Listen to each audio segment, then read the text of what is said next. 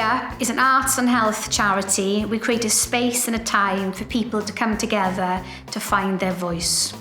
And we work through the creative arts, storytelling, spoken word, creative writing. So we can come together and feel less lonely, less isolated, improve on our mental health and our well-being, and feel more human again.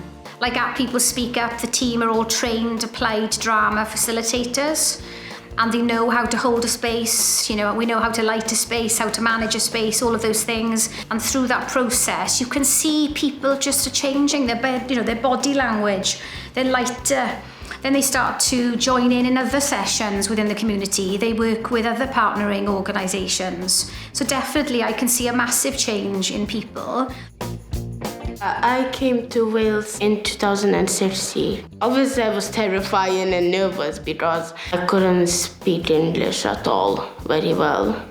So that was tricky for me.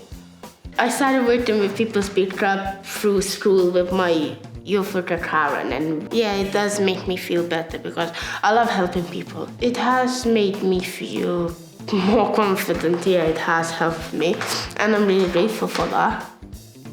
After a time where we've all been locked away in our homes for 2 years, and especially those that are living alone, it just makes people feel happier and more connected.